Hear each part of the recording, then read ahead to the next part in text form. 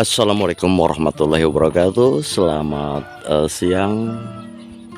Kembali bersama Brebes Porang Kusno Al Raja di 98, oh maaf, di 27 meter di atas permukaan laut, yaitu menandakan di sini adalah dataran rendah yang suhunya cukup panas ya, panas. Oke, untuk hari ini tanggal 5 Maret 2022, yaitu nampak ya porang-porang kita ini sudah dalam fase dorman, sudah menjelang dorman. Mungkin nanti di 2 bulan kemudian ini sudah habis ya. Mungkin kami akan adakan penggalian di bulan 6 ya kalau nggak salah, habis lebaran ya. Oke, dan di sini nampak ada katak-katak yang sudah siap kita ambil ya. Nih contohnya ya, sudah banyak berserakan di sana, dan juga ada yang sudah kami petik ya, kami petik itu. Nah nih tuh contohnya sudah ada di rak karantina tuh sana ya, sudah ada. Jadi untuk porang kita sudah termasuknya produksi ya, produksi artinya produksi katak ya. Dan untuk yang umbinya mungkin nanti di bulan 6 ya kita bongkar untuk umbi produksinya. Oke. Dan untuk hari ini kita akan paparkan masalah bagaimana kita menyikapi tanaman porang ini. Karena kita lihat di sini ya, saat ini kita sudah itu katak-kataknya sudah pada jatuh ya. Berarti kita sudah produksi, sudah mendapatkan hasil ya untuk dari katak, dan mungkin untuk produksinya sudah tinggal menunggu 2 bulan lagi lah ya. Oke. Ini adalah untuk ya, kalau kita memelihara porang dari tunas daun ya, tunas daun. Karena di sini ketika kita menanam porang, kadang-kadang kalau kita menggunakan bibit umbi yang sudah 3 musim ya, 3 musim kemudian kita belah-belah ataupun tidak dibelah, itu mayoritas keluar spora ya, spora. Nah ini contohnya nih, spora. Nah ini adalah spora. Itu juga spora, dan sana juga spora. Sana masih spora dan ada spora beberapa di sini spora. Nah sementara kita lihat di sini spora ini, sementara yang tunas daun tersebut sudah menghasilkan katak, dan juga umbinya mungkin akan mungkin di angka 2 bulan lagi sudah kita gali. Sementara spora ini masih seperti ini. Nah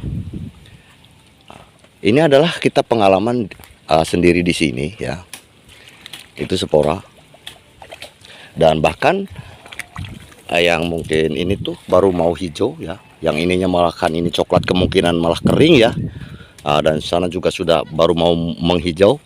Sementara fasenya ketika menghijau, kemudian menguning, memerah, dan kemudian adalah dianggap sudah tua ya, sudah bisa dipetik untuk bibit ya. Akan tetapi saat ini ketika yang tunas-tunas daun itu sudah menghasilkan katak, yang ini masih jauh ya, masih jauh. Artinya, maka kenapa saya sering bilang, dulu pernah saya bikin video bahwa ruginya memelihara atau mempertahankan tunas yang timbul spora ya. Nah ini maksudnya seperti ini. Jadi artinya ketika yang lain sudah, yang daun itu sudah menghasilkan katak, seperti contoh itu sudah banyak katak yang saya hasilkan, untuk spora masih jauh ya, masih jauh. Nah ini contoh lagi nih, itu ya. Yang ini masih mending ya. Ini adalah spora, kemudian double ya. Double sama ini adalah daun ya. Tunas daun. Jadi ini double ya. Dan yang sana tadi ujung juga double ya. Jadi ini adalah mending ya. Nanti punya umbi juga, punya katak juga, punya spora juga. Tapi ketika hanya tumbuh spora, kita termasuknya rugi ya, rugi waktu. Nah ini contoh lagi nih, ini spora lagi tuh ya. Yang lain sudah mendapatkan katak ini itu, dan masih banyak tapi sudah mulai mendapatkan katak. Yang itu masih seperti itu, yang spora. Sementara untuk 2 bulan kemudian ini mungkin digali, spora bagaimana? Sudahkah nanti memerah, menua? Sementara ketika yang tahun yang lalu saja, ketika saya cabut kemudian dibawa ke rumah, mereka memerah itu setelah yang ini kita tanam sudah tumbuh. Jadi lama ya, lambat waktunya. Kita rugi waktu. Untuk itu kita ini observasi ya, edukasi. Jadi melihat kenyataan yang ada, bahwa seperti ini hasilnya. Maka dari itu di kesempatan ini saya memberikan satu pemahamannya, bahwa kalau kita istilahnya menemukan yang mau tumbuh spora, mending kita babat ya. Waktu itu kita babat, kemudian tumbuh tunas daun ya. Akhirnya nanti ada katak dan ada umbi. Nah, yang ini nih, yang ini termasuknya lumayan ya. Jadi karena ini juga tunas daun dan ini tunas sporanya. Ini sudah mulai menghijau ya, tapi tetap masih lama ya tuh. Oke, untuk sementara tadi kita jeda dulu karena memang ada asap ya, asap menggulung-gulung sehingga kelihatan seperti di Bandung ya. Jadi ada kabut itu dari sana, dari persawahan yang memang jeraminya dibakar, jadi kelihatan seperti kabut menebal. Oke, untuk intinya kita ini berbesporang Kusnul Raja hanya memberikan pemahaman, sedikit pemahaman. Ini pun di tempat saya ya, kita kasih tanda kutip, ini pun di tempat saya, karena saya lihat di tempat yang lain banyak sekali spora, bahkan banyak dijual ya. Akan tetapi walaupun seperti itu, kita juga melihat, kalau memang mau mungkin jujur semuanya ya, itu banyak spora-spora yang dibawa ke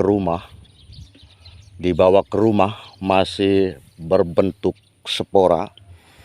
Kemudian saat itu kita malah sudah membeli katak dan sebagainya, spora belum matang. Nah itu pun mungkin salah satu kendala ya. Akan tetapi untuk mereka yang mungkin tanam di hutan yang tidak dibudidaya semacam kita di kebun, jadi setiap waktu kita ke kebun, mereka ke kebunnya setelah jadi spora, maka mereka dibiarkan kan begitu. Maka terjadilah banyak spora-spora bermunculan dan dibiarkan. Akan tetapi untuk kita yang memang budidaya, yang memang kita terus dipantau, maka sangatlah kurang efisien ya kalau kita memelihara bunga ataupun spora. Tapi ini pun adalah selera ya. Kalau kita selera ke bunga ya itu enggak masalah ya. Kita juga karena spora juga ada mata uangnya, dan juga kalau memang bibit ya jadi bibit juga, itu selera ya. Akan tetapi buat kita yang memang buat saya terutama ya, yang pandangannya tetap ke umbi dan katak, perasaan terasa rugi ya kalau memang memelihara apa itu namanya spora. Karena contoh ini tuh masih seperti itu, bawah banget ya tuh. Sementara saya ini kasih cabai aja sudah pada seperti ini. Nah, belum 2 bulan. Sementara yang besar-besarnya udah hilang tuh. Kataknya sudah banyak dipungut ya. Nah, dan saya apa itu namanya ulang kembali ya, seperti tadi penjelasan tentang umbi 3 musim. Jadi ketika kita menanam dari bibit umbi 3 musim, artinya kita beli bibit produksi, dipakai bibit lagi, itu biasanya itu akan keluar spora dari tunasnya loh, dari tunas yang intinya. Nah, kecuali dibelah habis ya, dibelah tunas intinya dihabiskan. Jadi diambil tengah. Itu nanti akan tidak jadi spora. Nah, kemudian kalau kita belah disisakan yang tunas intinya masih, nanti tunas intinya tetap jadi spora, yang lainnya itu akan jadi tunas daun. Maka dari itu, kalau memang kita nanam dari umbi yang sudah 3 musim, kita belah tengah ya, belah tengah. Walaupun itu mau jadi berapa, belah tengah. Belah tengah dulu. Jadi dirusak dulu itunya. Apa namanya? Tunas intinya. Oke, seperti itu saja apa itu namanya? Sedikit pemaparan dari saya, mudah-mudahan memberikan juga satu manfaat buat para petani pemula terutama, kemudian misalnya mudah-mudahan memberikan motivasi pada yang sudah biasa nanam tapi mungkin masih belum masuk ke ranah itu ya. Jadi yang jelas, jika ini adalah bermanfaat, like and share video ini, dan jika memang ada sesuatu yang perlu dibicarakan silahkan komen, dan yang belum subscribe tolong subscribe-nya. Assalamualaikum warahmatullahi wabarakatuh.